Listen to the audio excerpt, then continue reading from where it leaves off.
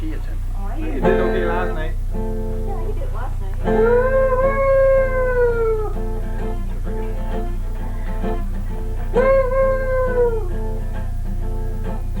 Come on, let me show you where it's at. Come on, let me show you where it's at. Come on, let me show you where it's at. The name of the place is I Like It Like That. You sing, Jake? Let's hear the train. Go.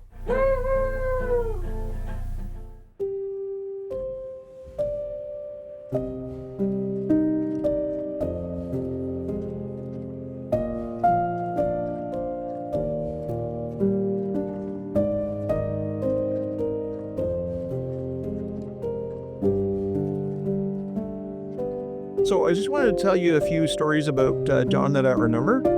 He was a risk taker. Laurie said, you know what? I've done everything that I ever wanted to do. He was kind of quiet until you got him talking. And when you got him talking, he actually had quite a bit to say. He was a character. He had a good sense of humor. Yeah, John was always the type of guy that if you needed something done, he would help you.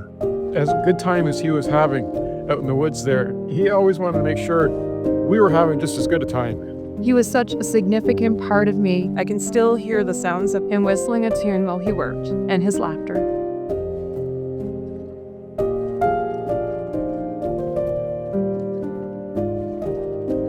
I'm John's younger brother.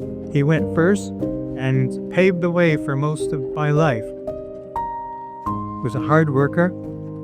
When there was difficult things to do, it was always John that did it. He was left-handed and I'm right-handed, so whenever we had to carry things, it really worked well. Both had our strong arm working for us. My brother, John, was a perfectionist, and so all he needed was a project. He was all his life involved in the workshop at his home, so he was familiar with lathes and saws. Dad was a man of many talents, and he changed his hobbies all the time. He moved from dogs to fish to birds to plants, back to dogs to fish, photography, painting, carving, and then eventually horses. He loved the horses the most, I think, out of all his hobbies. My dad would trailer his horses up north every weekend for decades so that we could ride the sandy trails among the red pine trees. You know, he would often be talking about his horses. It felt as though the world fell away as we explored together.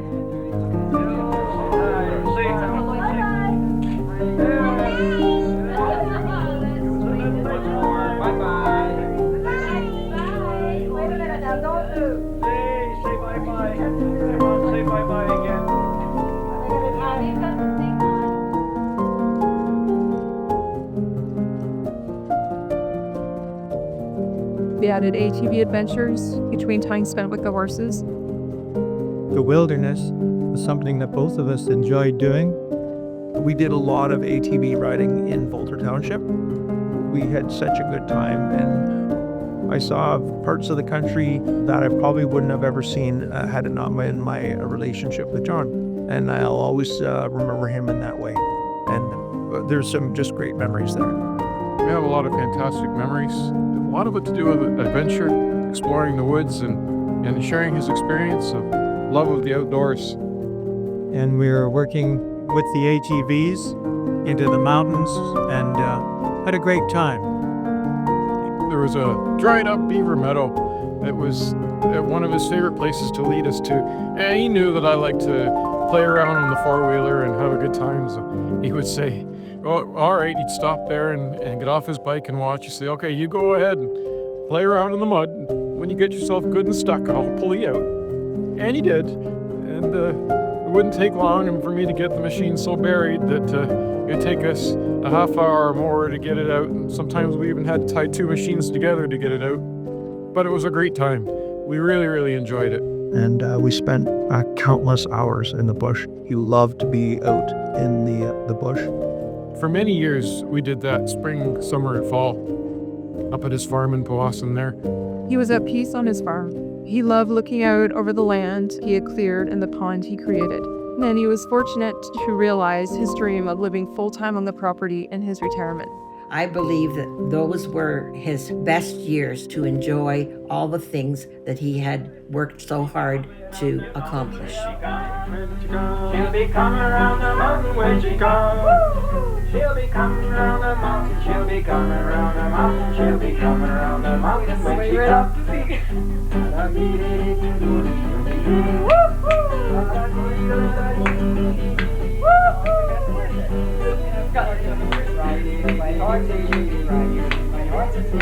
We spent a lot of time building things. The barn, we're always fixing things. Like he was just that type of person that was how to have things going on. Even though you don't think he liked to have people around, he really did. He had quite a few people. We even had missionaries come stay at our house at times. John was a Christian. He believed in living a, moral life. So I respect him for that.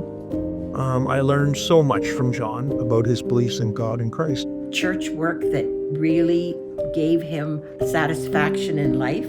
He also had a jail ministry. Every week he'd go to the jail and he plays guitar. He was a ham radio operator, and he would actually go out and see what the traffic was like and put it to the CD. It was up and joked that Dad only realized he had a failing after I was born. He missed my birth because he was working out of town. When he came home, he quit his job, eventually started his own business so he would never have to work away from the family again. It wasn't until Leslie was born they actually thought, oh, you have a failing and need to be home. So he stayed home and then got a job. He used to work in a nickel mine in Sudbury, and then he came back and pursued his electrical with Ainsworth, and then he went into his own Newcastle Electric Limited.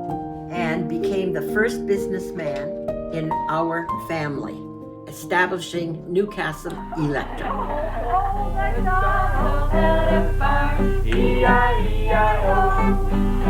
that farm he had a cow. With a moo moo here and a moo moo there. Here moo there, moo everywhere, moo moo on the farm. And a farm, E-I-E-I-O. And on that farm he had a pig. E-I-E-I-O. Here and a white point there. Here like there, like everywhere, like old MacDonald had a farm. E-I-E-I-O. He never entertained the idea of a word as failure. You never fail, just try it a different way. It didn't work, or try something different. You never say, oh, I failed it. It just never happened. You just figure it out. So that was always nice about him. I needed some work, so I cleaned out his warehouse in Oshawa and had everything organized. Took me about 2 days, and I went back about 6 months later, and I think he just rearranged everything on purpose. John was a lot of things, but he was no kind of cook. And when he wanted to feed you something, you were taking your life into your hands. And that's it. Even years later, when he wasn't able to ride anymore, and he still had the place up north, he called me one day, said, Ashley, I'm not using that bike anymore. It's in pretty rough shape. How about you come and pick it up and see if you can get it going? You're about the only one that I know that could get it running again. And see if you can have your own adventures with your son. He was very generous that way. Joseph and I have continued the tradition that Uncle John set for us. We've had all kinds of phenomenal rides. Showed my son around just like Uncle John showed me. And it was always great for me to just sit and listen to a lot of the stories he had involving his past as an electrician and as a father. To my regret, I wish I had recorded his stories and memories of his own adventures. I can't ask him. He's not here anymore. Like, just those little things that I'm going to truly miss. So rest in peace, Dad. I love you. John was my father-in-law, but he was much more to me than not. He was my dad. John lived a full life with no regrets. Rest in peace, John. He will always be present because his impression on our lives will continue for generations. He was a quiet, generous man. We are better off for having known him. I love you, Dad. Thank you for always being there for me. I continue to feel your presence. So I'm going to miss him, but he's had a good life, and as he said, he did everything he wanted to do.